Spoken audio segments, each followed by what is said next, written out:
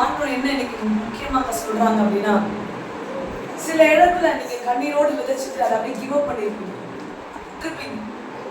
இதுக்கு மேல இதை நம்ம சரி செய்ய முடியாது, இதுக்கு மேல இதுக்கு நம்ம முயற்சி செய்ய வேண்டாம், இதுக்கு மேல இதுக்கு நம்ம பிரயாசப்பட வேண்டாம். ஆனா ரொம்ப நாள் பிரயாசப்பட்டிருப்பீங்க, ரொம்ப நாள் அந்த நிலத்தை உழுதுருப்பீங்க, ரொம்ப நாள் அந்த நபர்களுக்காக அந்த காரியத்திற்காக நீங்க கண்ணீரோடு ஜெபிச்சிருப்பீங்க.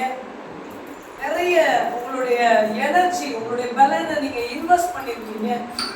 எல்லாத்தையும் பண்ணிட்டு அது மாறவே இல்லை, அதுல ஒரு சேஞ்சஸே இல்லை, அதுல எந்த ஒரு நற்செயல்களும் காணவில்லை என்று அதை அப்படியே விட்டுட்டு நீங்க அந்த காரியத்தை விட்டு நீங்க புறப்பட்டு வந்த பிறகு ஆண்டவர் அதை எடுக்கிறார். ஆமென், ஆமென், ஹல்லேலூயா. ஏன் எடுக்கிறார் தெரியுங்களா? உங்க பிரயாசம் ஒன்றும் விருதாவே ஆண்டவர்.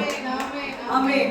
உங்க பிரயாசங்கள் விருதாவாகிறதையும் உங்கள் பலனினால் நீங்கள் செய்ததை நீங்க இழந்து போறதையும் தேவன் விரும்புறதே இல்லை. ஆமென். நீங்க என்ன செஞ்சீங்களோ அதுக்கு பலன் கொடுக்க வேண்டும். நீங்க எங்கேயாவது சகிச்சிருந்தீங்க, நீங்க இருந்த அவமானத்தை எந்தையும் சகிச்சிருந்தீங்க, நீங்க குற்றச்சாட்டுகளை சுமந்திருந்தீங்க, எல்லாத்திற்கும் பலன்.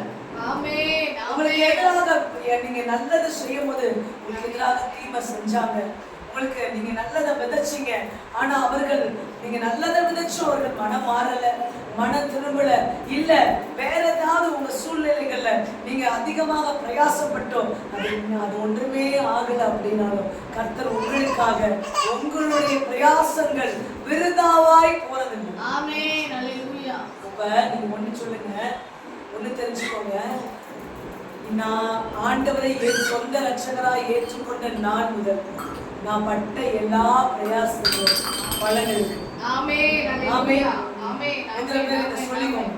நான் ஆண்டவரை சொந்த ரட்சகராய் ஏற்ற பிறகு, அவருக்காக நான் வாழ ஆரம்பித்த பிறகு, அவருக்காக நான் எங்கெல்லாம் பிரயாசப்பட்டேனோ அத்தனை பிரயாசத்திற்கும் அவர் பலன் கொடுக்கிறவராய் இருக்கிறார்.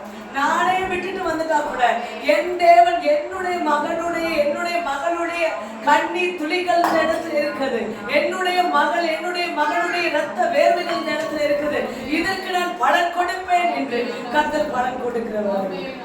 ஆமென், ஹல்லேலூயா. எத்தனை பேர் விசுவாசிங்க?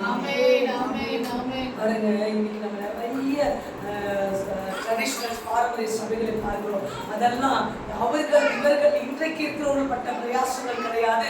மிஷனரிமார்கள் தன்னுடைய ஜீவனையும் பொருட்டாக எண்ணாமல் தன்னுடைய எல்லா இழப்புகளின் மத்தியில, பண இழப்புகள், பொருள் இழப்புகள், உறவுகளின் இழப்புகள் மத்தியில அவர்கள் என்ன செய்தார்கள்? அவர்கள் தேவனுடைய ஆலயத்துக்கு என்று தன்னுடைய எல்லாவற்றையும் விதைத்தார்கள்.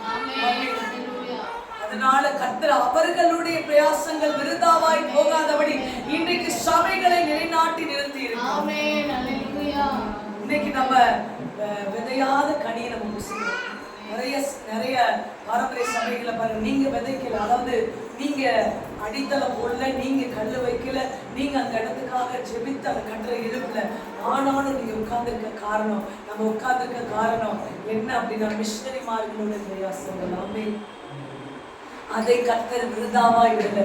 இன்னைக்கு நீங்க விதைச்சிட்டு இருக்கிறீங்க, இந்த கட்டிடம் இன்னும் உறுதிப்பட வேண்டும், இந்த சபை இன்னும் ஸ்திரப்பட வேண்டும் என்று நீங்க விதைக்கிறீங்க. உங்க சந்ததிகள் அதை பார்ப்பார்கள். ஆமென். இன்னைக்கு நீங்க விதைச்சிட்டு இருப்பீங்கன்னா அதனுடைய பிரயாசத்தின் பலனை உங்கள் சந்ததிகள் புசிப்பார்கள். தேவன் தலைமுறைக்கும் பலன் கொடுக்கிறார்.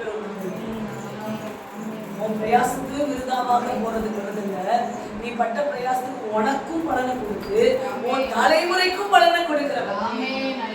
எவ்வளவு நல்ல தேவன். ஆமென், ஹல்லேலூயா.